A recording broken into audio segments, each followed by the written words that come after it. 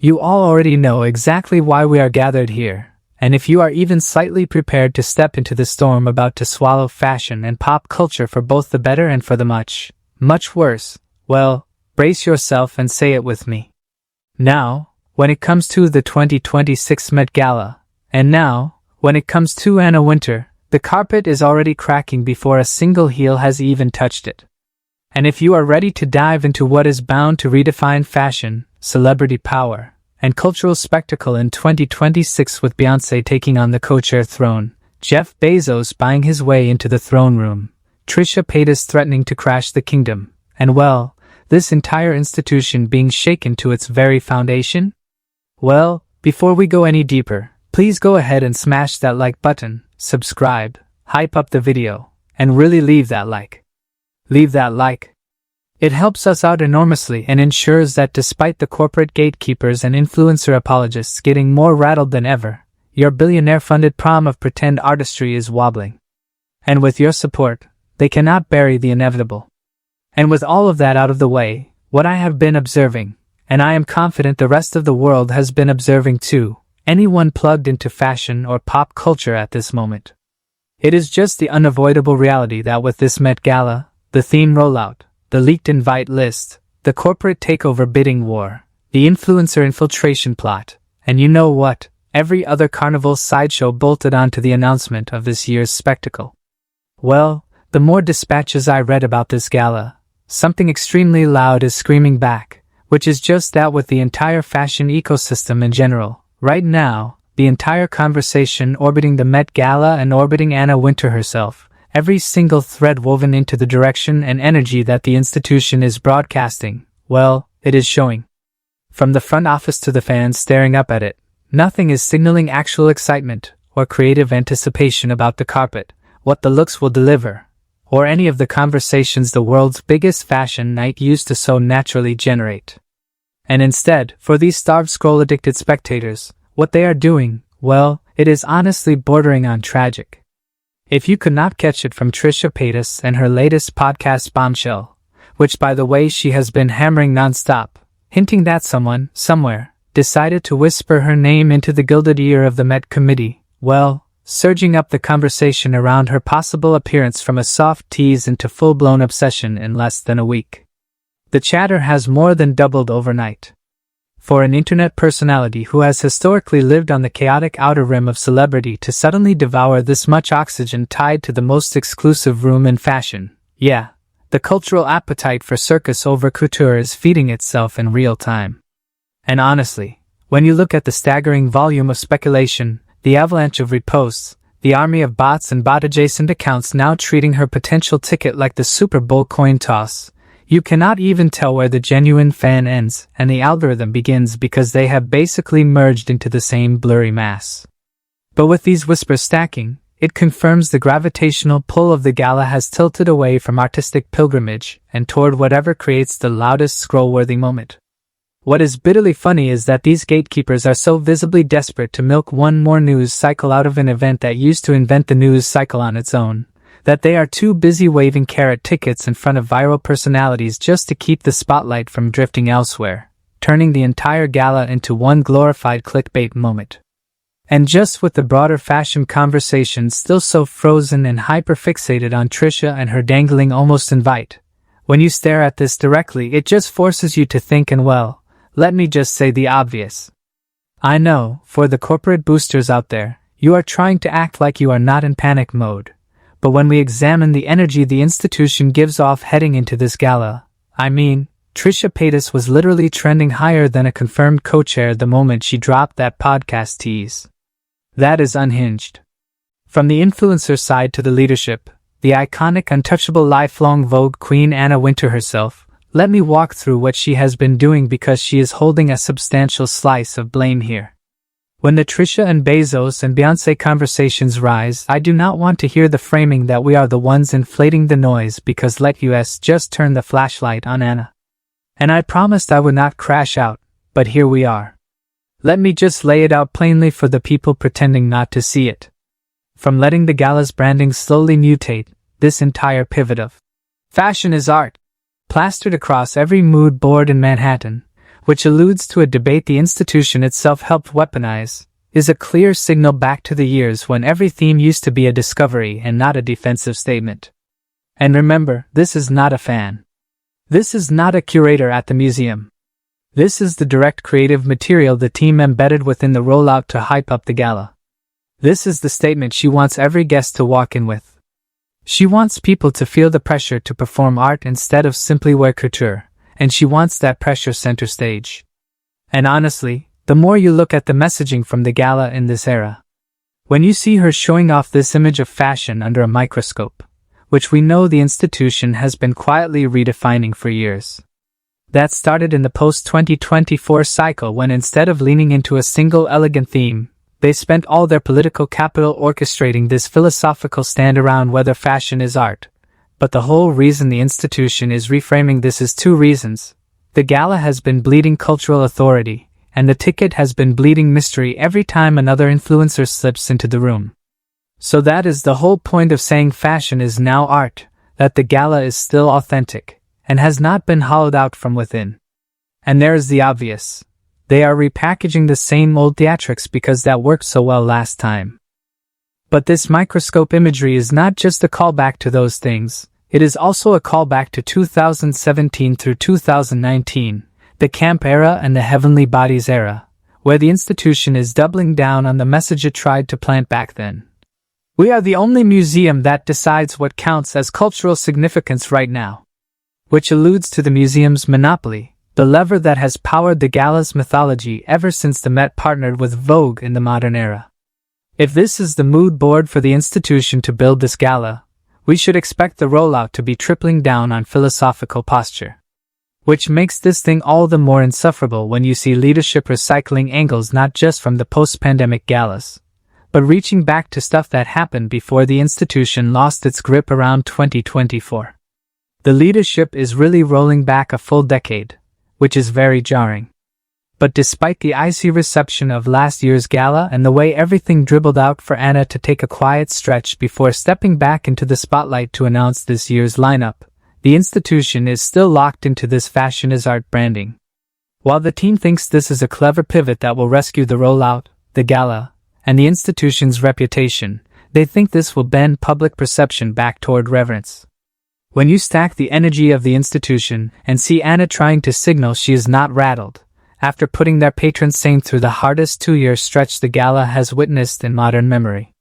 For Anna, despite the slip and the silent crisis management mode the gala has turned into, she is locked in on one thing: reclaim narrative dominance over Trisha, over Bezos, by staging philosophical statements about art.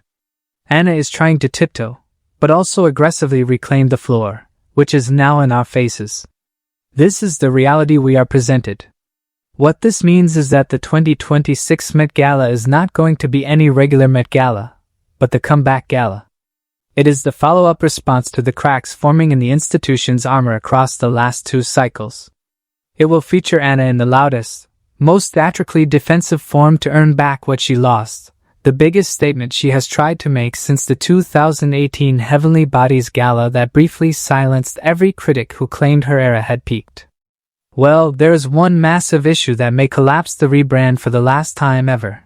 Despite reclaiming the gala's mystery and framing every loud guest as proof the room is still relevant, leaning on this rebrand is not something you can do to claw your audience back and look untouchable. The cultural ecosystem is still very much alive in 2026.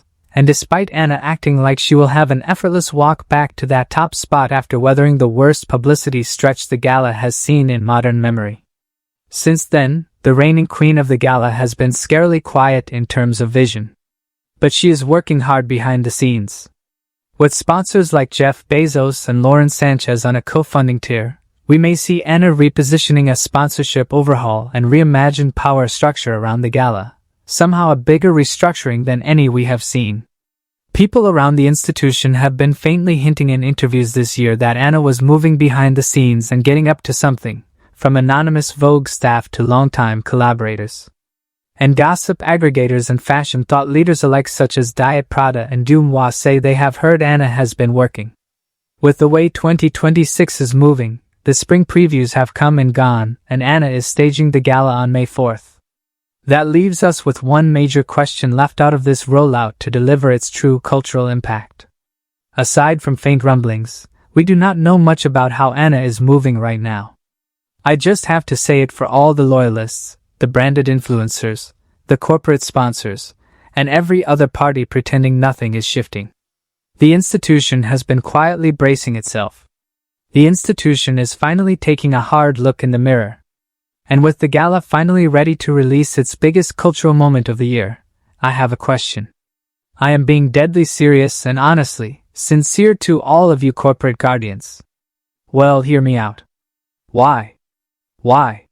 Why would you do such a thing and set yourselves up for catastrophic failure? By platforming the very personalities who represent everything the gala was built to resist, that is exactly what is happening. You took the most exclusive room in fashion, the room that for decades treated its threshold like a velvet wall, and you cracked it open to chase trending audio. 60,000 plus comments from bots, casual scrollers, and what is the difference? There is none. That are all geared toward Trisha Paytas' potential invite alone. You do not realize how much of a mistake you are making. You have all learned nothing from the years that taught the institution to keep mystery at the center. It is insane. You watched your sacred event suffer the loudest backlash we have ever seen, an entire gala receive lukewarm reviews from the critics who used to defend it, and spiral in a manner that, even if you think Anna is the hero, was increasingly scrutinized more than at any point in its 75-year history. To finally have Anna at a point where she feels confident to greenlight a gala like this by leaning on a sponsor as polarizing as Jeff Bezos, I know a lot of the theatrics are calculated overcompensation for the rollout's lack of authentic excitement. After Anna was reportedly anxious for a while to even commit to this year's vision, every advisor in the room should just be supportive that she is delivering this.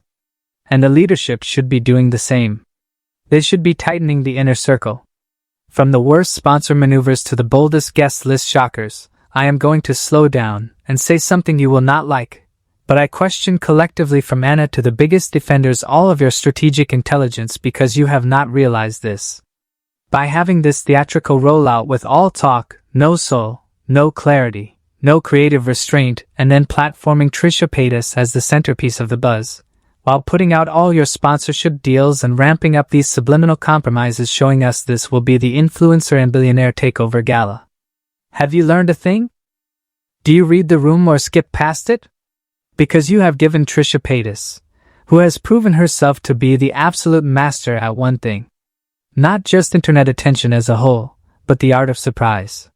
From her podcast tease to her Watch What Happens live drop to her Netflix tie-ins, Palm Springs schedule, the Bravo orbit, and the meta moments she manufactures, those surprises were not just attention-grabbing, they shocked the cultural feed so thoroughly that the gala could never recover, and you just powered her up again.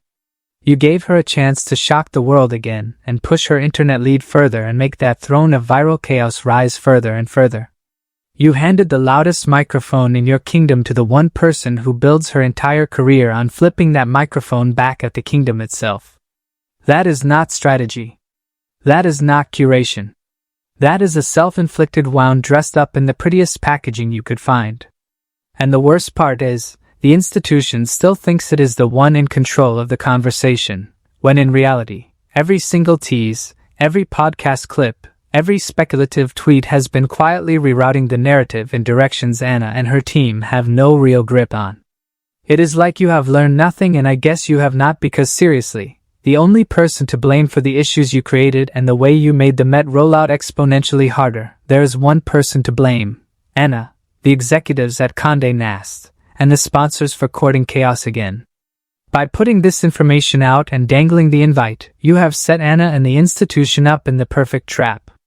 Whether Trisha uses the moment or not, when it comes to the gala itself, whether press coverage, cultural impact, viewership and engagement metrics, or sponsorship returns, the influencer economy is the louder force than the legacy fashion economy right now.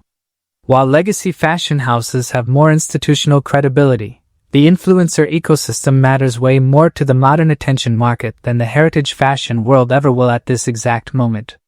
That is especially true now where the gala's authority is at a multi-year low, and the influencer economy has shown its cultural power can rise even more than prior cycles. And let me be clear, when it comes to Trisha Paytas in 2026 having the chance to step on the gala carpet, that is exactly it. It is a chance.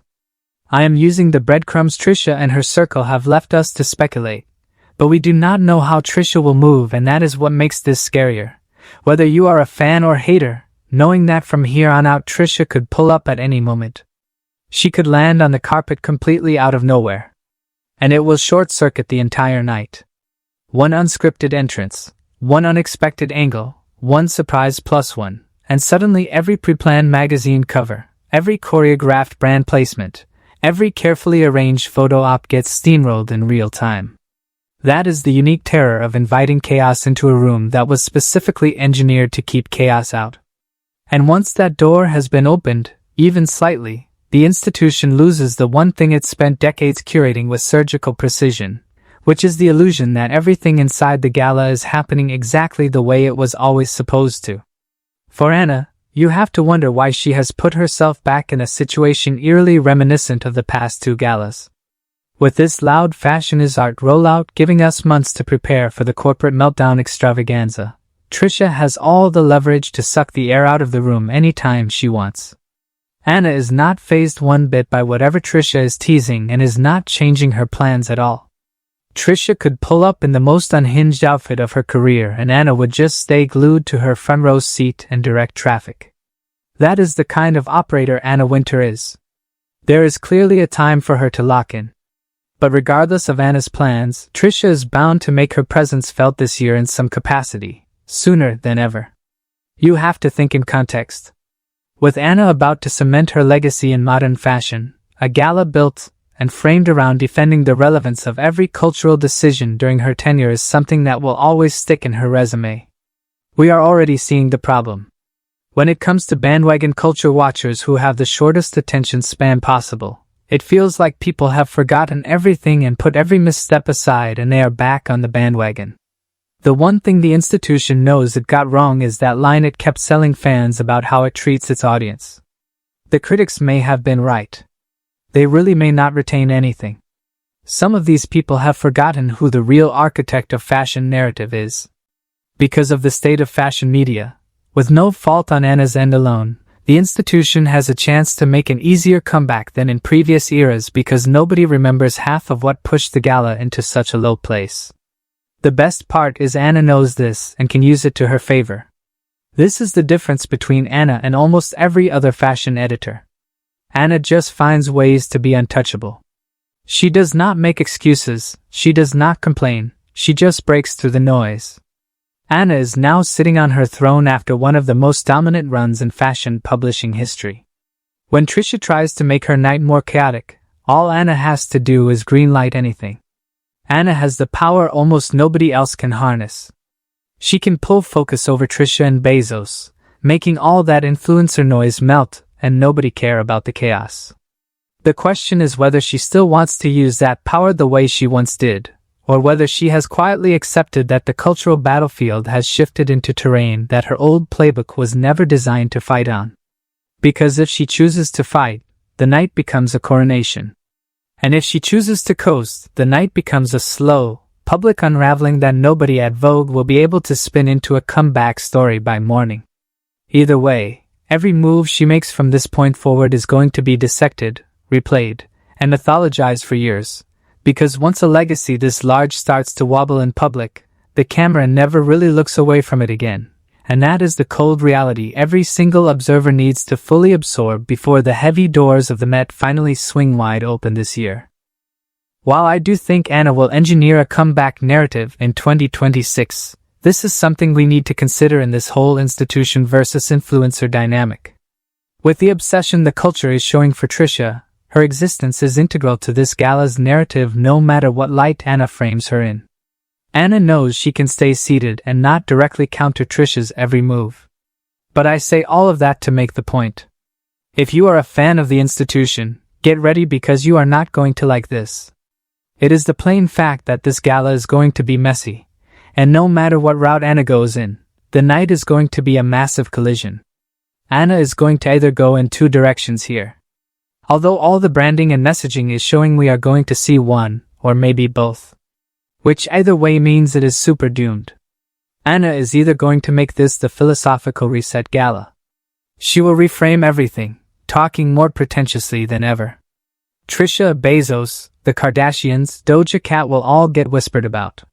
It will be one of the most internally tense and politically loaded galas we have ever seen. The quietly bitter looks on this carpet will be the most we have seen in gala history. And if we do not get that, if Anna is not orchestrating subtle warfare and recovering the narrative, we get another lukewarm parade of derivative, predictable, safe red carpet looks. If Anna hits the reset button on what led to the influencer economy taking over fashion, the institution will have failed to learn lessons to a worse level than we thought. When you stack all of this and look at where Anna is going and how Trisha can respond, unless Anna pulls a rabbit out of a hat or shocks us in a fashion she has not delivered in recent years, she is in trouble. Or this whole thing is going to be a stumble. The effects of the past two galas were massive. We did not just see the loudest social media backlash ever. The institution has literally restructured an entire sponsor lineup and fallen out of grace with key creatives because of this. The operation has flipped its entire identity. On top of that, Jeff Bezos has stepped in as the largest owner of this gala cycle, and he is not being subtle about his footprint, making it clear behind closed doors that he expects the night to bend toward his preferences.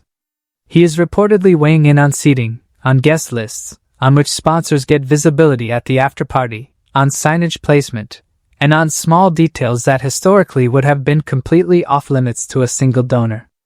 The gravitational pull around him has gotten so heavy that even longtime Vogue veterans are quietly admitting they have never seen one outside party flex this much influence over a single Met cycle, and that admission alone is a red flag flapping over the entire operation.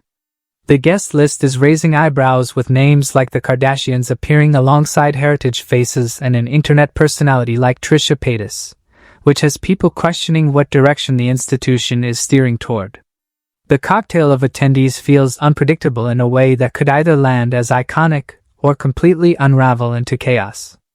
Every year there is a theme to direct the creativity, even though some feel the original purpose as a fundraiser has slipped quietly into the background. This year's theme, Fashion is Art, has people stress testing how far they can push their looks. It brings to mind bold theatrical styles, like something you would expect from Lady Gaga, where fashion bleeds into performance and nothing feels off limits. She has to show up, right? Then again, maybe not. And that is exactly the type of suspense the gala feeds on, the question of whether the most expected attendee will actually deliver or skip the night entirely just to keep everyone guessing for another year. Is this really what people mean when they say fashion is art? No disrespect, but some looks really stretch the limit in ways that leave people more confused than impressed. One moment a celebrity steps out flawless, completely unforgettable. The next moment, someone else shows up in something that has everyone trying to figure out what they were even attempting to communicate. That is the real story underneath all the sequins, all the satin, all the curated silhouettes. The Met Gala is no longer just a fashion night. It is a chessboard, and every piece on the board is being moved by forces with motives that have very little to do with the dresses themselves. Beyoncé is stepping in as a co-chair, which on paper should be a massive win, and frankly, on any other year this single decision would have been the headline that carried the entire press cycle by itself. The fact that it is barely cutting through the noise tells you exactly how saturated the gala has become with overlapping storylines. But it gets complicated fast because her unresolved tension with Jay-Z is expected to follow her right onto the carpet. Instead of just fashion and art, there is a heavy layer of personal drama hanging over everything, and insiders say it could shift the entire vibe of the night. Anna Wintour is reportedly feeling the weight, especially after last year's gala did not land the way it was supposed to. Multiple insiders have described her energy this cycle as more guarded, more calculated, and noticeably more reactive than the version of Anna we have seen across the last 15 years, which is genuinely something nobody expected to write about her this far into her reign. Jeff Bezos and Lauren Sanchez are definitely going to have their moment on that red carpet whether people like it or not. Their presence alone adds a whole different energy. The guest list is stacked in a way that feels overwhelming. Names like Alex Consani, Angela Bassett, Doja Cat, and Lena Dunham are expected. Then there's Lisa, De Taylor, Sam Smith, Sabrina Carpenter, and Zoe Kravitz. There is curiosity around Zoe Kravitz, especially with talk that she might show up with Harry Styles. She has been hinting at that rock vibe lately. If they walk in together, that will spark a whole wave of reactions. There are rumors that the engagement chatter might not be real and could be more about positioning than anything serious. It does not stop there. Emma Chamberlain, Cara Delevingne, Ashley Graham, Lala Anthony, Addison Rae, Anne Hathaway, Alicia Keys, Bad Bunny, Barbie Ferreira, Billie Eilish, Cardi B, Camila Cabello, Dove Cameron, Dua Lipa, Elle Fanning, Emma Stone, Gabrielle Union, Gigi Hadid, Hailey Bieber, Hunter Schafer, Jacob Elordi, Jenna Ortega, Julia Garner, Karol G, Kelly Rowland, Kendall Jenner, Kim Kardashian, Kris Jenner, Kylie Jenner, Nick Jonas, Naomi Campbell, Miley Cyrus, Lizzo, and Lewis Hamilton. That combination alone could create non-stop headlines, especially imagining Lewis Hamilton and Kim Kardashian crossing paths on the carpet. Lady Gaga, Lana Del Rey, Priyanka Chopra, Robert Pattinson, Rosalia, Sarah Jessica Parker, Sydney Sweeney, the list keeps unraveling.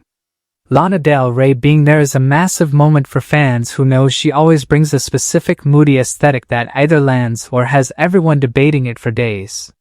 For Sydney Sweeney, there is chatter about what she is going to wear. Some feel she leans into looks that highlight her figure more than pushing boundaries with fashion itself.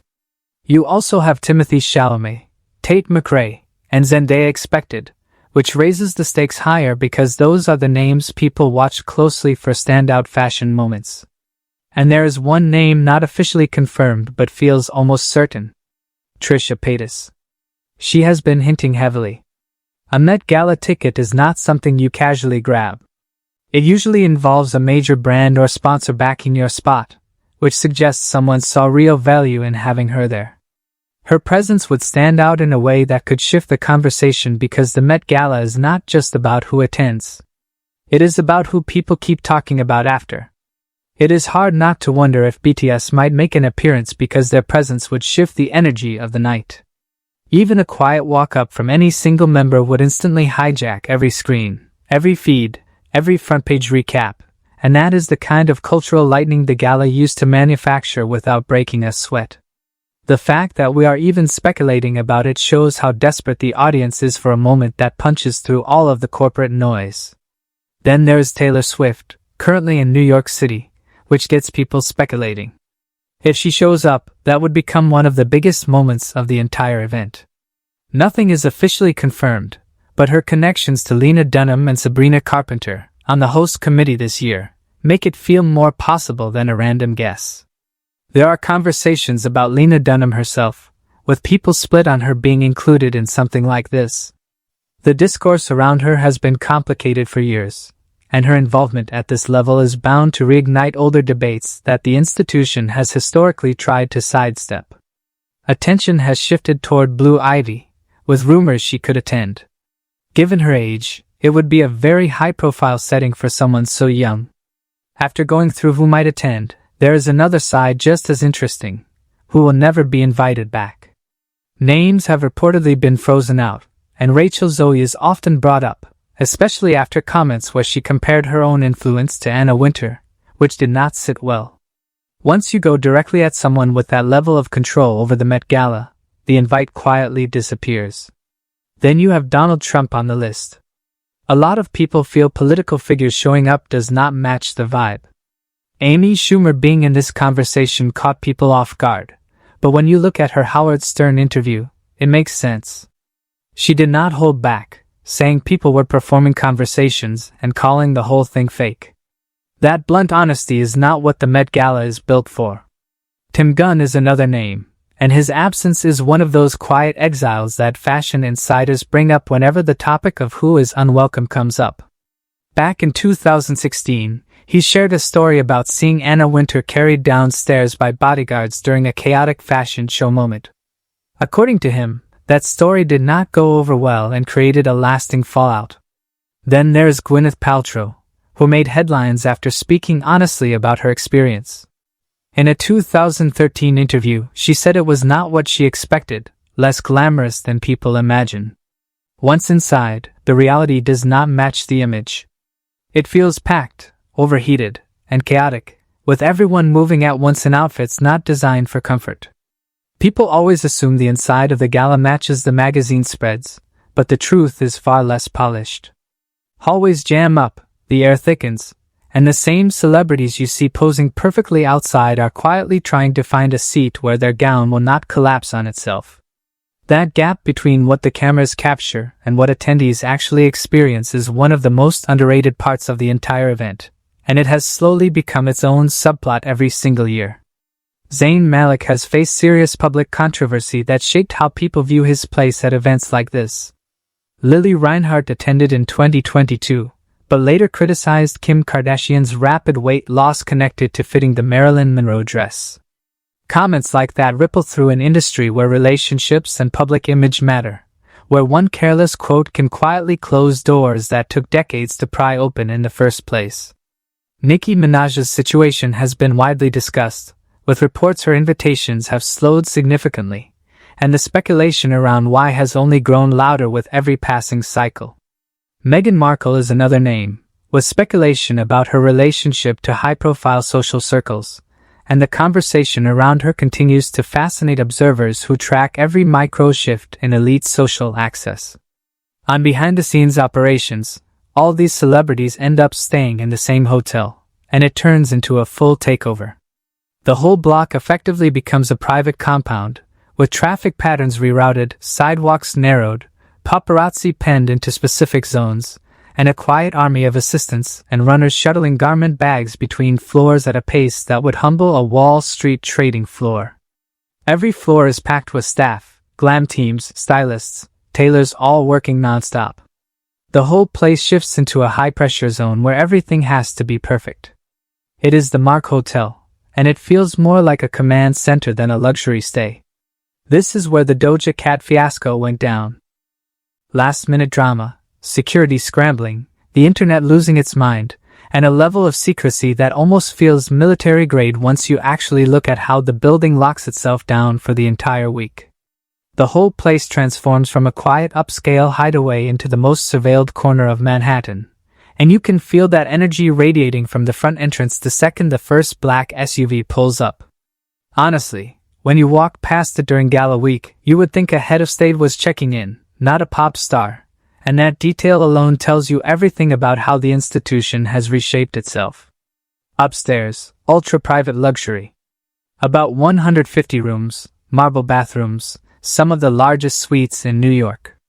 Rooms start around $1,200 a night, but during Met Gala week, prices skyrocket. Penthouses go for tens of thousands.